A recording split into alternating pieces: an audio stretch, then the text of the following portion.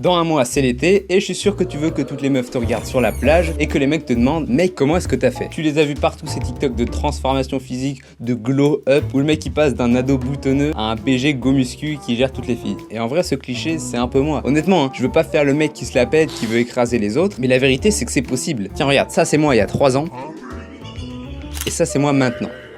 C'est ce qu'on appelle dans le milieu un glow up. Alors oui, c'est un peu gênant, mais bon, si t'es sur cette vidéo, c'est que tu veux un petit peu la même chose. T'aimerais qu'on te remarque plus, t'aimerais gérer un peu plus de meufs, ou de mecs d'ailleurs. Bon, je suis pas une meuf, je connais pas vraiment de conseils beauté pour les filles, donc cette vidéo, elle sera plus dédiée pour les mecs. Quand j'étais au collège et au lycée, tous les ans, il y avait cette tradition, un petit peu malsaine d'ailleurs, qui consistait à faire un classement des mecs les plus beaux de la classe et un classement des filles les plus belles de la classe. Et honnêtement, c'est hyper méchant, ça crée énormément de complexes, et en regardant en arrière, je me rends compte que le lycée et le collège, c'était un petit peu la jungle. Mais finalement, la vie au sens large, c'est la jungle. Si t'es pas le plus beau, le plus intéressant, le plus fort, le plus intelligent, il te restera juste les miettes. Alors à toi de voir si tu veux continuer de critiquer la société, critiquer ses règles, ou si tu comptes y jouer et potentiellement rafler la mise. C'est toi qui vois. Tu te demandes évidemment comment est-ce que tu peux glow up toi aussi, comment est-ce que les filles te verront, est-ce qu'il y a des inconvénients, parce que spoiler, oui. On va répondre à toutes ces questions, t'inquiète pas, et à la fin je te mets plein de petits tips en vrac que t'as jamais vu nulle part, donc regarde bien la vidéo jusqu'à la fin. Il y aura même un questionnaire pour savoir à quel niveau d'attirance t'es en ce moment. Et pour l'instant, faisons un retour en arrière. Octobre 2021, je regarde les shorts de Dali du Tilleul et de Mr Dreamax en me disant ça a l'air cool le dev perso, mais bon, j'ai pas l'énergie et ça a l'air un petit peu gênant. Mais tous les youtubeurs dev perso parlaient absolument tous d'un concept en particulier, le glow up. Ça faisait 1 an que je me laissais pousser les cheveux et mon rêve c'était d'avoir des locks bien longs qui tombent sur le visage, et je dois dire que j'en suis pas très loin pour le moment. Et sans vraiment le savoir, j'étais un petit peu dans le dev perso, je commençais à m'améliorer, j'étais là à développer mes compétences sociales, à vouloir m'améliorer physiquement. Sans le savoir, j'y étais un petit peu. Enfin bref, pour arriver à la coupe que je voulais, il fallait que je rase mes cheveux tout le temps sur le côté et que je touche à rien sur le dessus. D'ailleurs, je venais de regarder Black Panther et mon rêve c'était un petit peu de ressembler au mec là, le noir. Mais si, le noir dans Black Panther. Gros raciste. Et un jour où je me baladais dans ma ville, j'ai aperçu un nouveau coiffeur qui venait de s'installer et je me suis dit mec, ce soir t'as une soirée, il faut vraiment que tu sois BG, va faire tes contours direct. Donc je rentre dans le salon, le mec me prend rapidement, je suis content. Sauf qu'il y avait personne. Mais bon, c'est l'après-midi et les gens sont pas encore sortis, du coup je me dis que c'est normal. Mais ça aurait quand même dû me mettre la puce à l'oreille. Et là vous sentez la douille arriver, je m'assois sur le fauteuil et le drame commence. D'habitude je fais jamais de scandale parce que c'est pas trop dans ma nature de crier et de faire chier tout le monde, mais là j'étais vraiment énervé. J'ai pas de photo, mais dites-vous que ça faisait 1 an que je touchais plus à aucun de mes cheveux et le mec il m'avait littéralement fait une crête. Dites-vous mes cheveux ça ressemblait à ça. En plus c'était un daron rebeu, je savais pas ce qu'il faisait là, il avait visiblement pas le diplôme de coiffeur. Je suis pas raciste mais Et donc tellement j'étais énervé, je lui ai demandé de me rembourser. Je rentre chez moi, mon père il regarde ça et il se dit vraiment faut tout couper. Du coup il prend la tondeuse, boule à Z, complète. Boule à Z complète, sans sommation, sans aucune discussion, boule à Z. Moi je sais pas si vous vous rappelez mais le soir j'avais une soirée et je me suis posé la question est-ce que j'y vais? Parce que là frérot j'avais une coupe mais de déglingos et vraiment c'était irrattrapable. Bon j'y suis quand même allé et là un truc vraiment très triste pour moi, je m'en souviendrai pendant longtemps. Le regard des gens avait vraiment changé. Vraiment les gens étaient plus pareils. Je m'en rendais pas compte avant, mais j'étais un mec moyen, tu vois, moyen. Mais quand t'es un mec moche, les gens s'en foutent de toi, ils te crachent à la gueule, ils sont beaucoup moins polis, ils sont beaucoup moins souriants, beaucoup moins accueillants. C'est à ce moment-là que je me suis rendu compte de l'importance de l'apparence dans la vie. J'avais déjà entendu des trucs genre beauty privilege, mais je l'avais jamais ressenti dans ma chair comme ça. Voir les gens et leurs regards méchants, c'était... Bon, toute cette histoire, pourquoi? Si j'ai amélioré mon physique jusqu'à maintenant, c'est grâce à quelques principes. Ces principes, je vais te les donner dès maintenant dans cette vidéo. Comment est-ce que j'ai fait pour remonter la pente? La réponse, elle est toute simple. J'ai appliqué les conseils et les principes les plus bêtes et les plus simples. Je voulais pas te faire une routine en 18 étapes qui prend 3 heures tous les jours, non. Pas de bullshit sur cette chaîne. On va voir les conseils qui apporteront 80% des résultats. Il y a globalement 3 trucs que tu dois retenir si tu veux dépasser 90% des mecs avec seulement 20% d'efforts. 1. Tes cheveux. Mec, si t'as les cheveux mal coupés, si t'as les cheveux gras, fais quelque chose parce que c'est vraiment moche et c'est quelque chose qui impacte énormément ton apparence auprès des autres. Globalement, le conseil de débile, mais le conseil le plus simple et qui marche à tous les coups, c'est de tester plein de coupes. Tu vas prendre, en fait, je sais pas quel type de cheveux t'as, je sais pas si t'as des cheveux noirs, de blanc, d'asiate, mais tu vas tester, tu vas prendre du gel, tu vas prendre de l'eau, tu vas demander, tu vas rechercher sur internet, tu vas demander à ton coiffeur et tu vas faire des trucs, tu vas tenter. Tiens, est-ce que je serais bien avec des locks? Est-ce que je serais bien avec un mulet, avec une buzz cut, avec un taper, tu vois? Tu vas tester plein de trucs, tu vas regarder sur internet, tu vas te documenter, tu vas voir les coupes que t'aimes le plus et tu vas tester. Alors l'inconvénient avec cette technique, c'est que pendant 3 mois à 6 mois, t'as des coupes de merde. Mais une fois que t'as trouvé 2-3 coupes qui te vont vraiment, qui te vont à merveille, tu les gardes toute ta vie, enfin tu les gardes pendant autant de temps que tu veux et t'es un BG. Vraiment, t'es un BG, t'as trouvé les coupes qui vont très bien avec ton visage, la forme de ton visage. Typiquement, un conseil, c'est de faire une coupe qui va en harmonie avec ton visage. Par exemple, si t'as le visage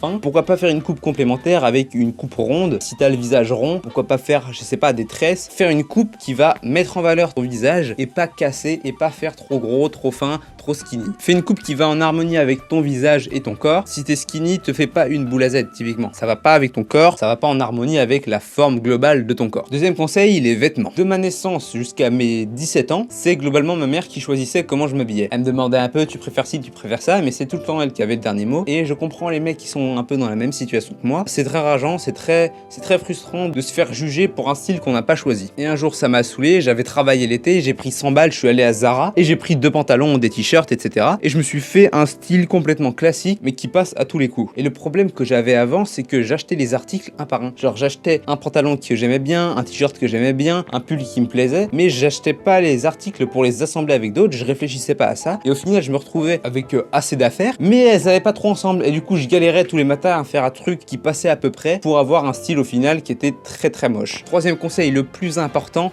c'est ta peau, mec. La peau, je suis pas dermato, mais si t'as une mauvaise peau, ça se voit direct, les filles aiment pas ça, les mecs aiment pas ça, ça fait pas propre, ça fait pas soigner, faut que t'aies une belle peau. Et le truc qui fonctionne pour tout le monde, c'est le soir, tu prends un nettoyant visage, tu vas à la pharmacie, tu prends le truc le plus simple, le plus basique, pas le truc avec 10 000 parfums, 10 000 trucs derrière la boîte, avec acésulfame K, enfin bref, c'est plein d'annotations. Tu prends le truc le plus simple, le truc qui sent le moins fort, et tu te le mets tous les soirs. Je sais pas si tu te laves le soir ou le matin, globalement si tu te laves le soir, tu te mets le nettoyant le matin, et inversement. De cette façon, tu vas avoir une peau beaucoup plus propre, beaucoup plus douce et beaucoup plus soignée. Parce que le truc, quand tu fais pas de nettoyage le soir, toutes les poussières, toutes les impuretés, toutes les bactéries que tu as sur le visage pendant la journée, elles vont aller sur ton visage, tu vas dormir avec ça le soir et ça va fermenter, ça va faire des trucs pas cool sur ta peau et c'est ça qui va te créer plein de boutons en plus. Deuxième conseil que tu dois appliquer dans ta routine, prendre une crème hydratante et te la mettre juste après le nettoyant visage. De cette façon, tu vas avoir une peau beaucoup plus hydratée, beaucoup plus soignée et pas de craquelure, pas une peau sèche, pas la grisaille qu'on appelle dans le milieu. Ok, ça fait peut-être quelques semaines que tu regardes mes vidéos et en regardant cette vidéo, tu t'es dit oui, moi j'aimerais vraiment m'améliorer physiquement pour plaire plus. Sauf que tu peux pas te mentir à toi-même. Si tu plais plus, tu le sais directement. Le truc, c'est que t'as peut-être déjà entendu tous les conseils que je viens de dire et tu sais pas trop quoi améliorer parce que t'as déjà tout essayé et pour ça, j'ai une solution. Nietzsche disait: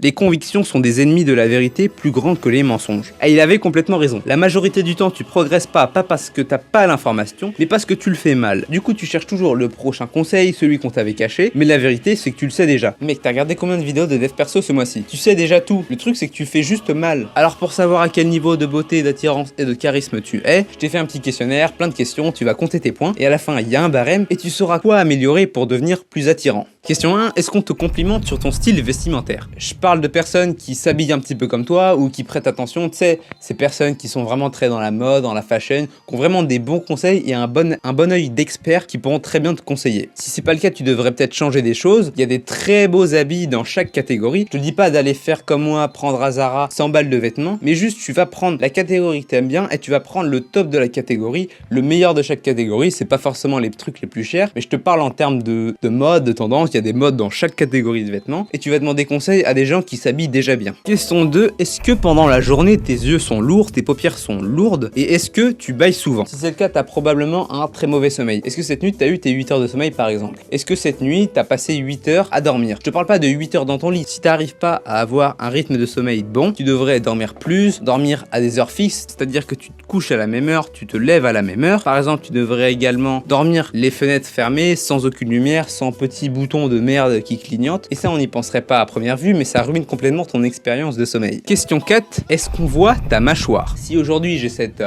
jawline là, c'est pas parce que je suis maigre. Non, avant j'étais maigre, mais je l'avais pas cette jawline. C'est tout simplement parce que j'ai réduit mon pourcentage de masse grasse. Mec, pas besoin d'aller à la salle. Juste, tu fais des pompes, des tractions, tu réduis un peu ton body fat, c'est-à-dire la masse graisseuse, ton pourcentage de masse graisseuse, et petit à petit, tu verras ta mâchoire apparaître. En termes d'esthétique, tout le monde s'accorde à dire qu'une mâchoire plus définie et plus saillante, c'est beaucoup plus beau. Mec, pas besoin d'aller faire 5 heures de sport toutes les semaines à la salle. Juste, tu fais le sport que t'aimes, tu vas nager, tu vas courir, tu vas faire du sport, et ta mâchoire, elle va vraiment apparaître au fil du temps. Après, le truc cool avec le fait d'aller à la salle, c'est que tu pousses des charges et tu tires des charges très lourdes et ça va faire que tu contractes.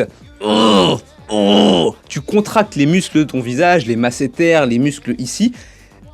En tout cas, si tu veux avoir une mâchoire définie le plus rapidement possible, fais du sport intensif, tu vas à la salle, tu fais du sprint. Quatrième et dernière question, est-ce que les gens parlent de ta personal brand? La personal brand, c'est un terme business, mais qui peut s'appliquer dans tous les domaines de la vie. Et du coup, là, tu vas me demander, mais Pierre, du coup, c'est quoi la personal brand? C'est très simple. La personal brand, c'est juste ce que les gens disent de toi quand t'es parti de la pièce. La personal brand de Yomi Denzel, c'est quoi? C'est Yomi Denzel, dropshipping, Dubaï, argent, millionnaire. C'est vraiment les concepts qui arrivent quand tu penses à une personne. La personal brand de Oussama Ammar, c'est quoi? Sans permission, c'est Yakuza, c'est The Family, c'est Mytho. La personal brand de Andrew Tate, c'est quoi? C'est misogyne, c'est Bugatti, c'est millionnaire. C'est ça la personal brand, c'est ce que les gens voient en toi, c'est ce que les gens disent de toi quand t'es parti. C'est le mec qui dit des énormités sur les femmes et qui part en Bugatti. Bon mec, c'est pas pour te décourager. Si t'as 0 sur 4 à toutes les questions que je viens de te poser, t'inquiète pas, abonne-toi à ces chaînes, on va régler ça ensemble. J'ai des très bons conseils à te donner. Si t'as 1 sur 4, t'as sans doute un super pouvoir, un truc que t'as perfectionné plus que les autres.